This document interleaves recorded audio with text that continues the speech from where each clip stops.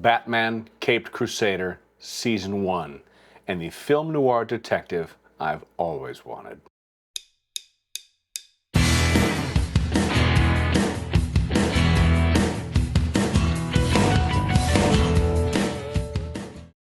Hi, thank you for tuning into the Tom Patelson Show. Yeah, Batman Caped Crusader, set in the 1940s film noir detective genre like The Maltese Falcon or The Third Man. This is very enjoyable, fantastic. The music is amazing from Frederick Wiedemann, who I know from season 3 of Star Trek Picard.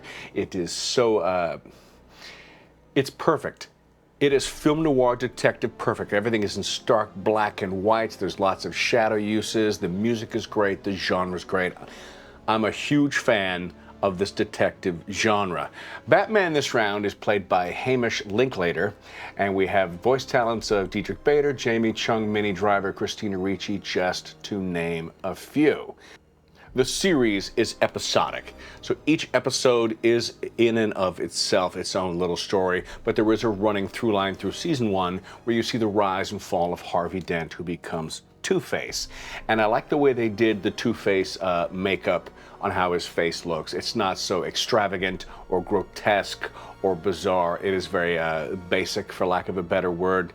He's monstrous enough to become Two-Face, and there's a great scene where Bruce Wayne and Harvey Dent are talking, where both go into their own alternative voice, and Bruce Wayne speaks as Batman, kind of out of turn, and that's a wonderful scene. That's in the second to last episode or the last episode. I absolutely love that. I'm all over the place. Also, in these episodes, we see Clayface and the Gentleman Ghost, and Harley Quinn, and Catwoman, and Penguin. I know. Everyone's freaking out about it. I could care less. Penguin is a woman. Penguin is voiced by Minnie Driver, and Oswalda Cobblepot is a 7-foot-tall, hulking beast, lounge act singer, vicious person, Penguin. Penguin came out in 1941, Detective Comics number 58. That's a long time. We can do Penguin however we want to do Penguin. You can have Penguin be however you want the Penguin to be. When I was a kid, I thought the Penguin, no kidding, I thought Penguin was half penguin, half person, because there's a lot of superheroes that are that, and a lot of supervillains that are that, and I didn't know the difference, and, I don't know. And this is it's unlike the MCU, okay? It's not like the Marvel Universe where once done, it is canon and you can't get away from it. If you don't like this version of Batman, wait and there'll be another one coming along before you know it.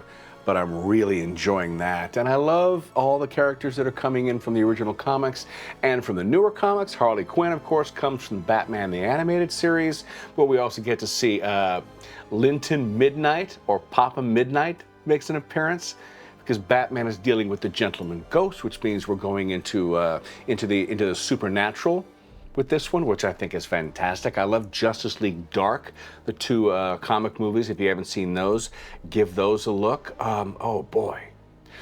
Other things that are getting a lot of backlash: Batman uses a gun. He doesn't fire a gun at somebody, he uses it to make a point. And people are saying that their Batman doesn't even touch a gun.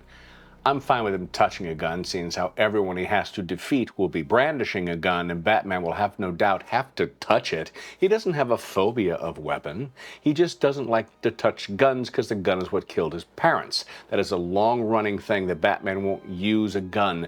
I'm fine with him using it in this instance. He doesn't kill anybody with it. He makes a statement and a point, and then they show how Batman's distaste for guns happens as he tosses it into the river.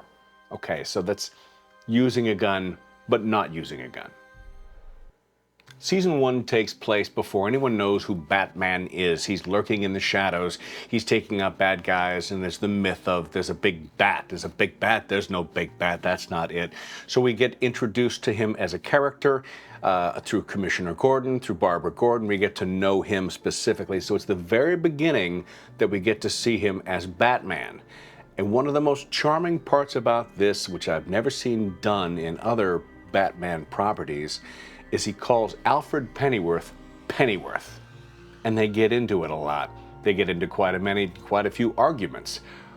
where Alfred has to stand up for himself and say, you shouldn't have done this with Harvey Dent. Maybe you pushed him too far, Master Bruce. Maybe you're doing this, maybe you're doing this. And then in a charming scene at the very end, Bruce Wayne stops calling him Pennyworth and calls him Alfred. You get to see the first time he starts to call him Alfred rather than the hired help.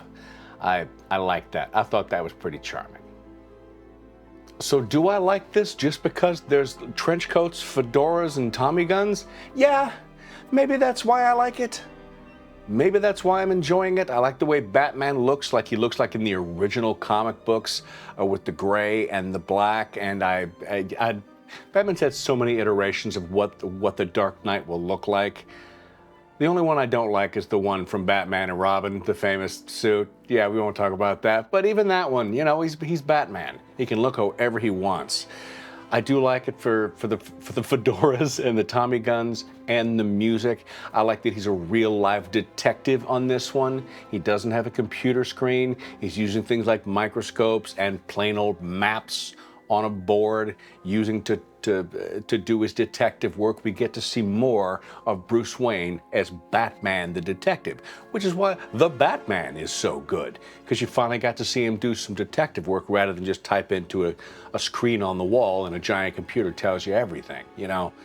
Where does this stand for me? This is really high. Is it as high as Batman the Animated Series? I don't know. We're only in season 1. I can't make that judgment yet. Batman the Animated Series has to be my favorite animated Batman so far, which is difficult also because I still love the Super Friends. Even though they're not good Batman stories that has such a soft spot for me, I do love the Super Friends, Batman the Animated Series and the Super Friends, but boy, Batman Caped Crusader. I really loved season 1. I hope it continues. I'm in for a penny, in for a pound on this Batman stuff.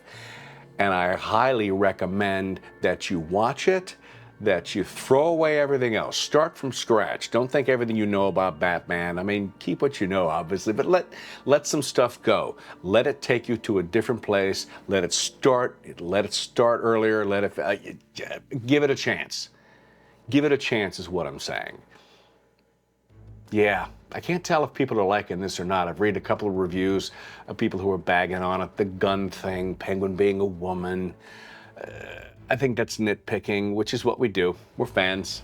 We're fans and we nitpick. We can't help it. It's what we do.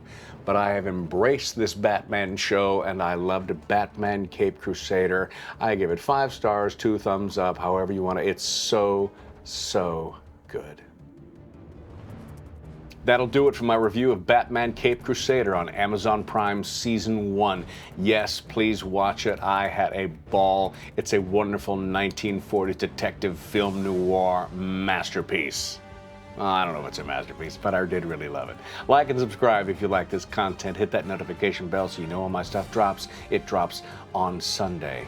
Thanks for coming with me on this journey. We talk about the things that we love and the things that distract us from everyday life.